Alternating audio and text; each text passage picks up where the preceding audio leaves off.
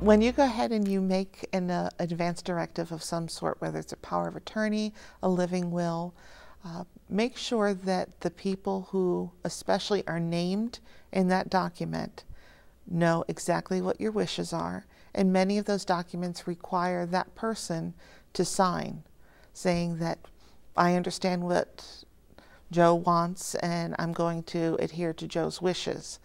But even in addition to that, make sure all of your kids know, all of your brothers, your sisters, your physicians. Keep a copy with your attorney or in your firebox so that everyone knows if we need this document to help take the best care of you we can, as you want us to do, we know what those wishes are. If someone does not, especially if someone does not have an advance directive, then, and they're not able to speak, we turn to family members to help make those decisions on behalf of the patient.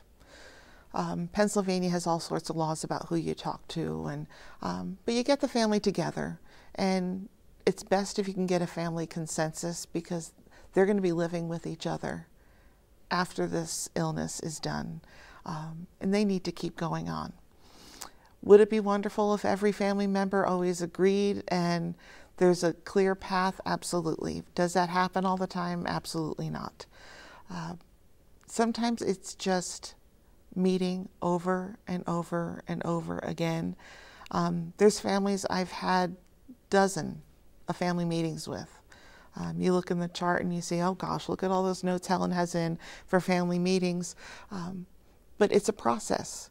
It's listening to everyone's idea, everyone's thought, everyone's belief, addressing what their concerns are, making sure that they feel very comfortable with whatever's going to happen to mom or dad, brother, sister.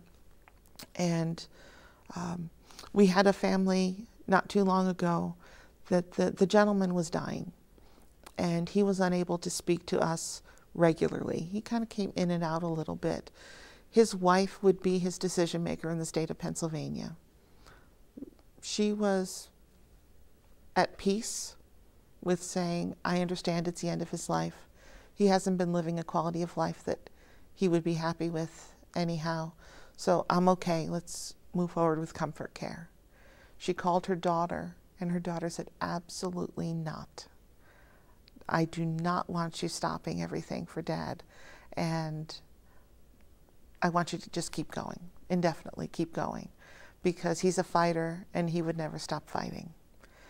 It took nearly 2 weeks of that family talking to one another, talking to our team, visiting with the patient and seeing what was happening to kind of get through that process.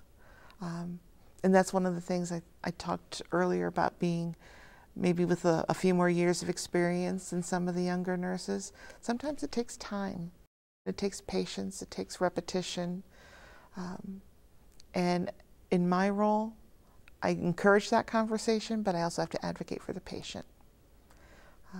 That gets a little tough sometimes. It took about 2 weeks, and it took her, she was from out of state, so it's, oh gosh, I'm not living there.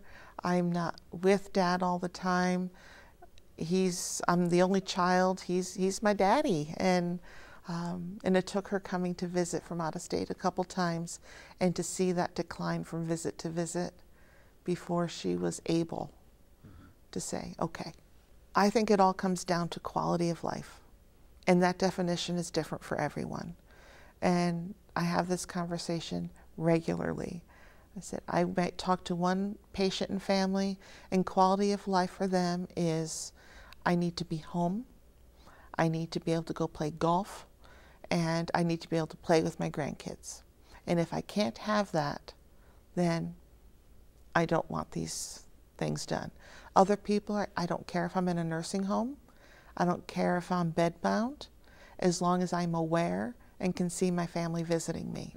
So I would encourage families to sit and talk about, for them and for their family, what defines a quality of life. And to have a clear understanding, again, they're the experts on their loved one.